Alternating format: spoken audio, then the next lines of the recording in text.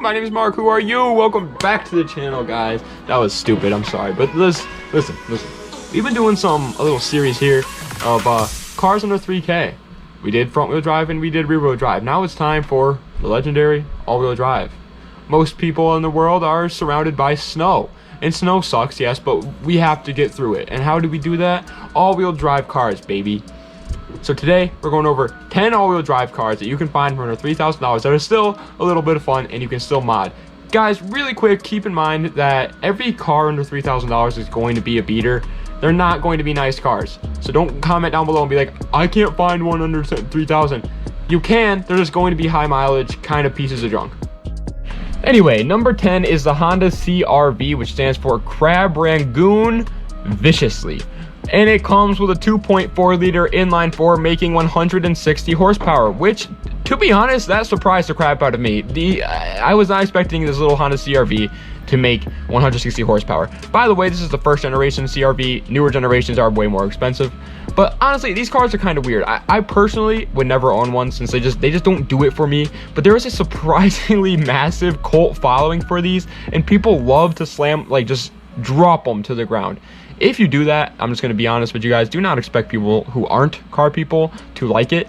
They will think it's pretty stupid, but car people like myself will love the creativity, since I know that, like, it took you so long to get it there. Like, a Honda CR-V is not an everyday modded car, and so I love when I see people going for different unique things.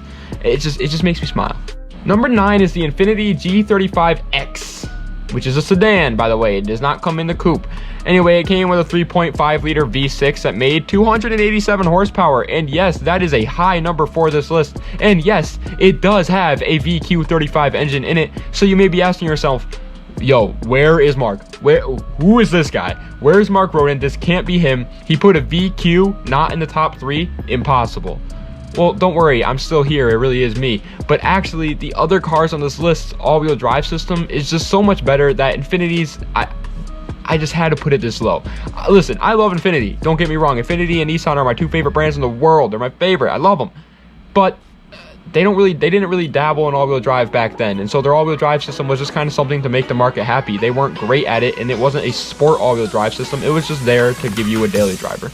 Speaking of daily drivers, let's go over the most popular one in the world.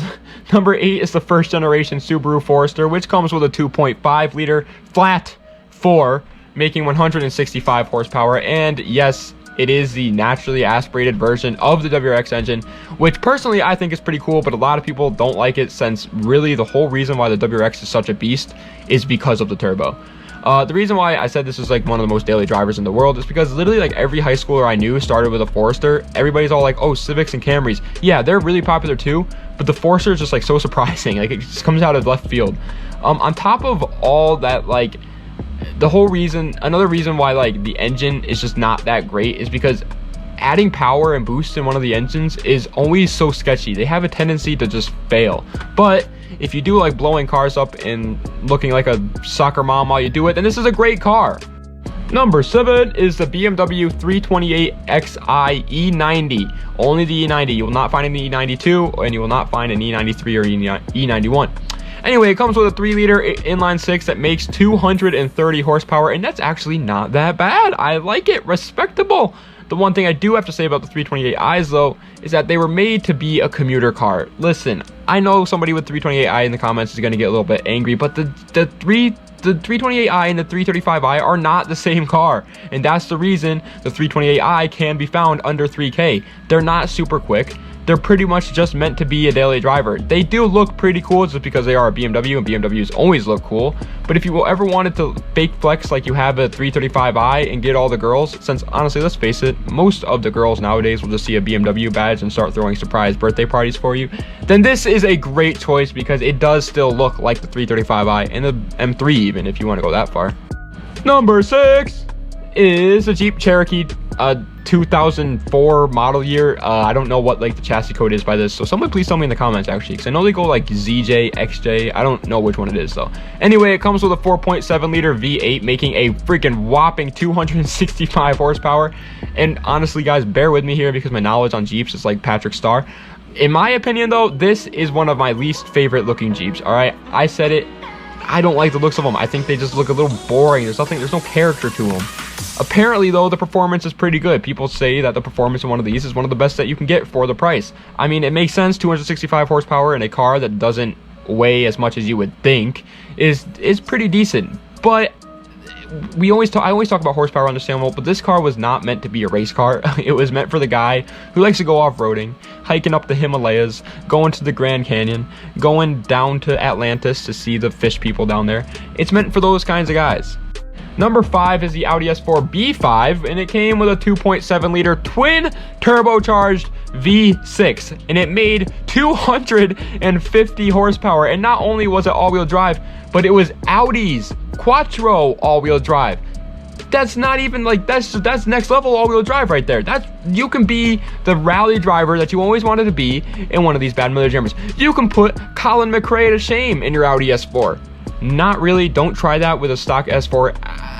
Listen, Colin McRae is a completely different animal. Nobody will ever beat him. Let's be honest. You're gonna need therapy if you try to beat Colin McRae in your stock S4. You're going to cry. Your wallet's going to cry. Anyway, this is easily one of my most favorite Audis ever built. I think it looks amazing, but it definitely isn't the best, which is why I only put it 5th. It also came with twin turbos, which is just extremely hard to find for under 3K, which I think is really cool. But the body lines on this car, they just work so well. They look amazing. Looks alone, this is like one of the tops of this list. Number 4 is the Subaru Legacy GT, which stands for Great Traction.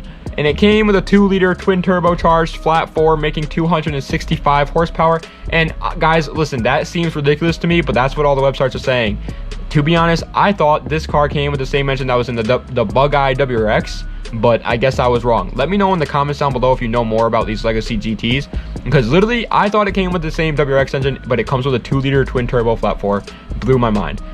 Anyways, with that out of the way, I obviously can't talk about reliability of this car since it is a car that I don't know much about, but it is a Subaru, so I would guess that it's good as long as you don't add boost. That's typically the problem with those cars. The only reason that I didn't put this car a little bit higher on the list is because the aftermarket support for a Legacy is very, very, very, very small compared to the aftermarket support of a WRX, which as you know is going to be coming up. Let's face it, that's no surprise here, but it's not better than the WRX, so I just had to put it 4th. 3rd place is a car that everybody in the world sleeps on. It's the MazdaSpeed 6, and it came with a 2.3 liter turbocharged inline 4, making 274 horsepower, and that's a pretty damn good number for under $3,000. These cars are extremely underrated, and I honestly don't know why. It's pretty much a sedan MazdaSpeed 3, but now that I think about it, the MazdaSpeed 3 is also pretty underrated. So I guess people are just sleeping on these cars, all right? These Mazda sports cars are just being slept on. These Mazda all-wheel drive little Speed 3s or whatever should become the new like poster boy for the kids' race car beds because of how much they're being slept on. I honestly find it kind of funny that like these cars are slept on so much, because we also are always like, at least I know that I'm always like, why does Mazda stop making cool cars? But it's kind of our fault. Like we stopped buying them. Like they kept making the RX-8, they made the MazdaSpeed 6 and the Speed 3, and we just didn't buy too many of them. But anyway, I actually know somebody who owned one of these, and they actually started to experience problems with this at pretty low miles, so take that with a grain of salt. 2nd place is the Subaru WRX Bugeye, and it came with a 2.5 liter turbocharged inline 4, making 225 horsepower. And honestly, it didn't look the best in my personal opinion. Personally, I don't like the Bugeye year, but that's just an opinion. Everybody has them. That's what makes America, not America, that's what makes the world so great.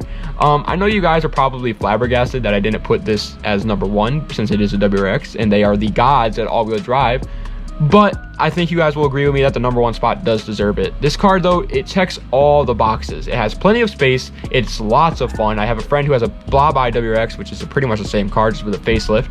And that thing is a blast. It's reliable if you don't mod it too crazy. And it looks super good, especially when done right. And on top of all that, one thing that everybody always says that owns WRXs is that working on them is like Legos. It's like the easiest thing out there. So if you have no car experience, get yourself a WRX. 1st place though is the Audi S4 B6, and it came with a 4.2 liter V8, making 340 horsepower. It knocks all the competition right out of the water. I mean, a V8 in an Audi? that has quattro all-wheel drive and 340 horsepower to push that quattro all-wheel drive? What isn't there to like about this car? Well, I'm gonna tell you exactly what it is that there is to not like about this car. It's those gosh darn taillights, man. The taillights on these cars look super weird, but honestly that's a good thing because most people strayed away from them because they saw those taillights and they also didn't think they looked good, and so they didn't buy them, which is why they're super cheap now. I mean, this car can be found for, once again, keep in mind every car on this list is going to be high mileage, but you can find a high mileage S4 B6 for sitting right around $3,000. It might be a little bit over, they are a little expensive, but honestly that's still such a good deal. On top of that, Audi is notorious for being a really good car to build on, and they have a pretty decent community around them. Oh, and I just remembered, since it is an Audi, girls will think you're the next Tony Stark in one of these.